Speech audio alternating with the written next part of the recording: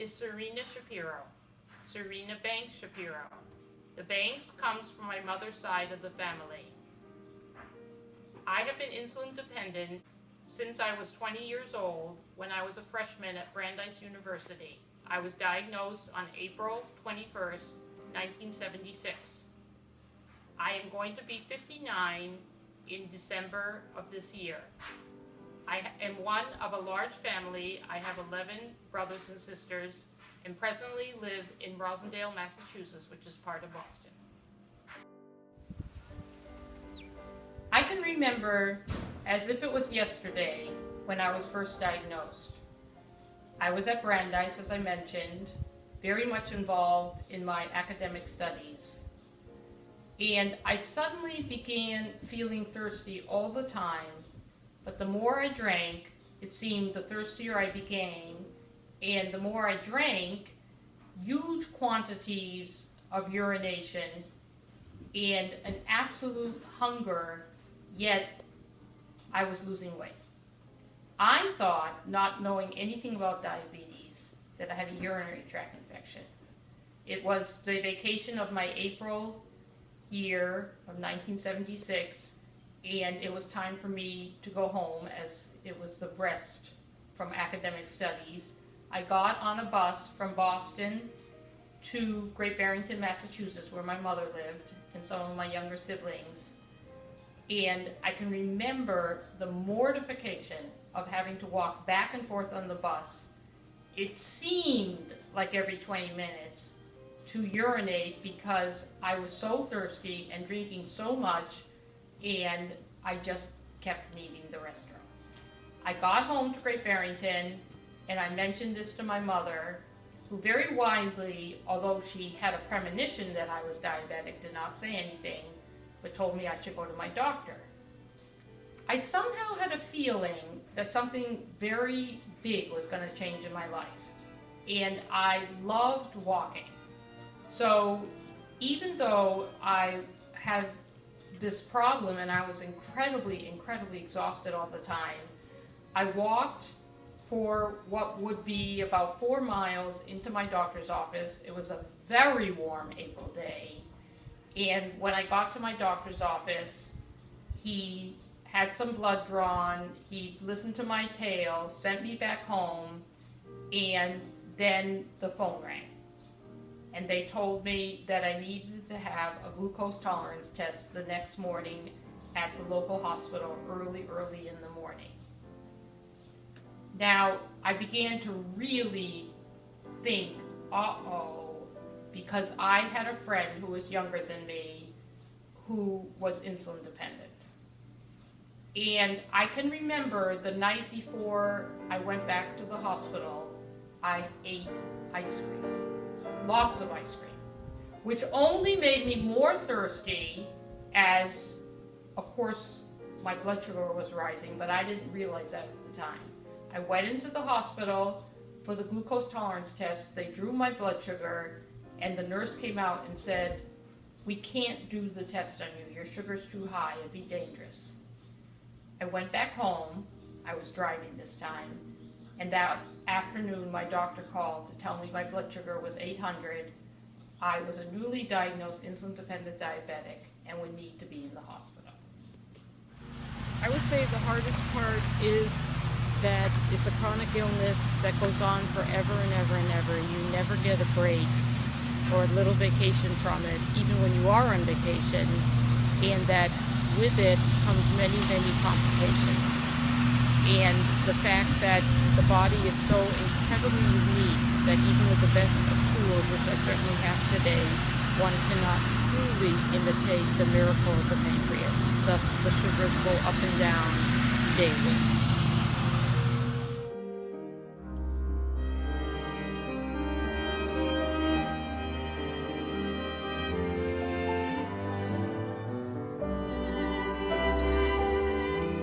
Mommy, what are some of the happiest things in your life, and what keeps you going on a day-to-day basis with diabetes? I would say the happiest things in my life are my family, my partner, my daughter, and my ever loyal dog, and the blessing I have that my mother, who's 87, is still alive. The ways I cope with my diabetes, that I have an extreme passion for opera, for fine literature. I enjoy gardening, and I enjoy being outdoors in nature. Having a sick mother at home has its advantages. When I come home, she's always there. She's like a best friend that I get to see every day and I can always count on. She's there to take care of my dogs. She's there to help me clean up my laundry. She's there to cook me dinner. It's kind of like taking advantage of her sickness, but I get a best friend with it. But it is really sad that she can't come with me when I go on adventures and see the world. I wish she could come with me, and I feel like her sickness has taken that away from her and from me as well. She has taught me a lot of things about life, about how to take it each day as it is and to enjoy every moment. When I was little, 5 years old, she had a seizure and I was the one to bring her help. And ever since then, it's kind of just been to me a part of life, living with someone who's chronically ill and has diabetes. It's really sad to see her so in so much pain so much of the time. But she does show me how to find happiness in every moment.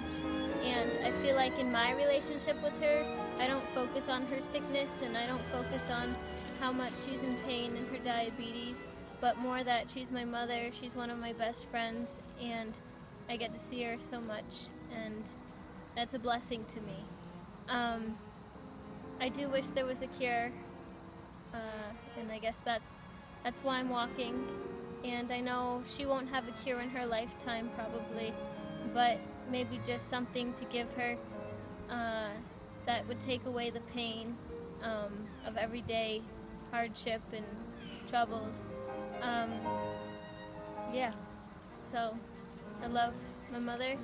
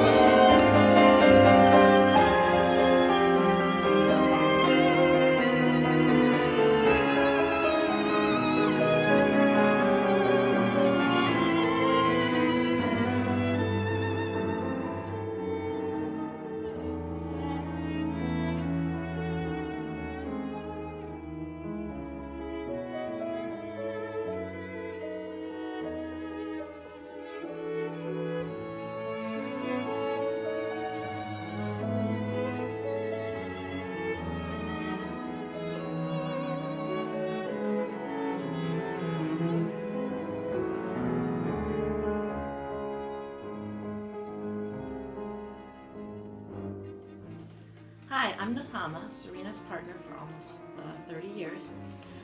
When we were in our 20s, Serena and I used to camp and hike and climb every mountain that we could find. We loved climbing and we spent our vacations that way.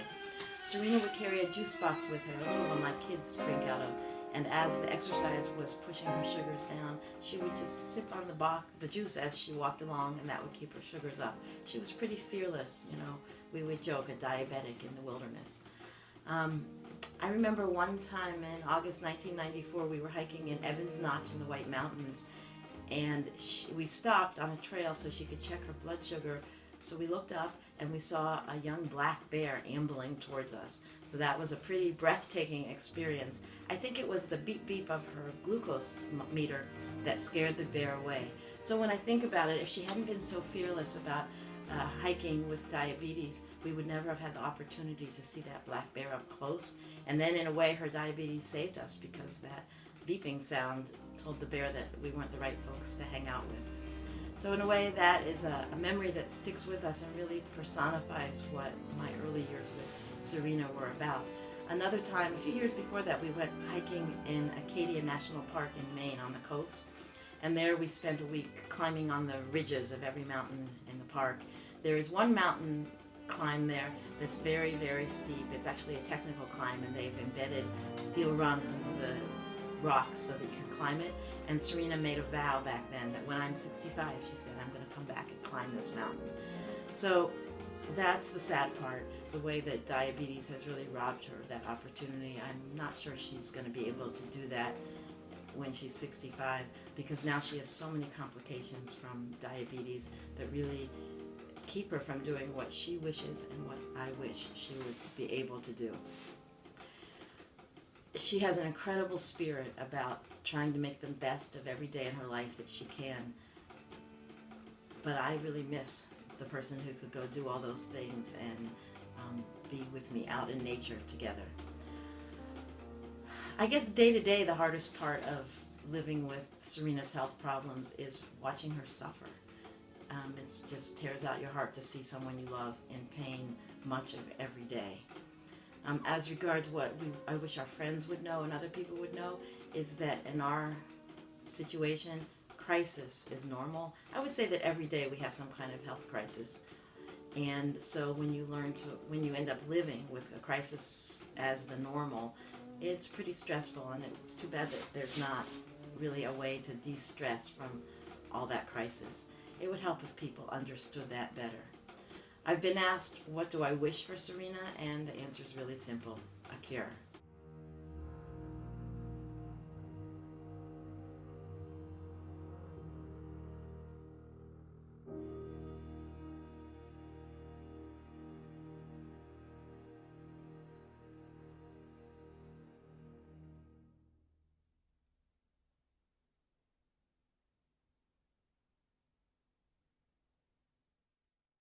When Serena was 5, she fell on some stones laid as a modest patio behind her house in Georgetown.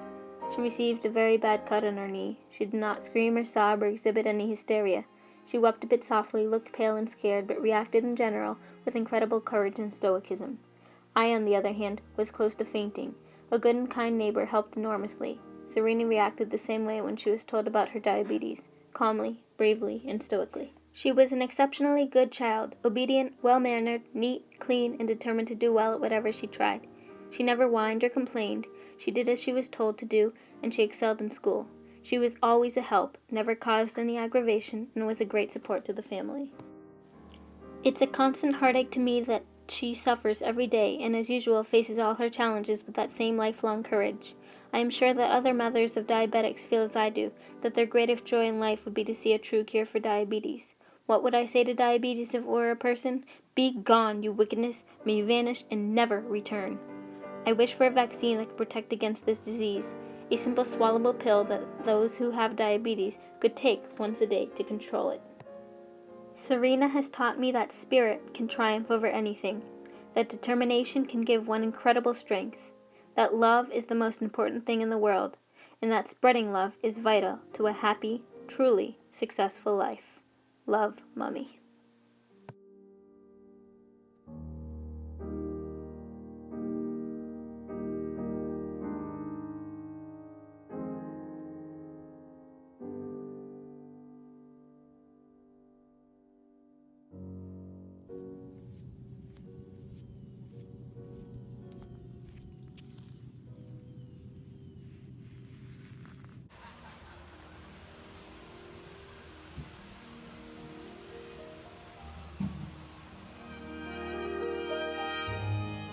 Mommy, why are you walking in October in the ADA walk? I'm walking to raise awareness about diabetes. I'm walking to raise money for research for diabetes. I'm walking because I want there to be a cure.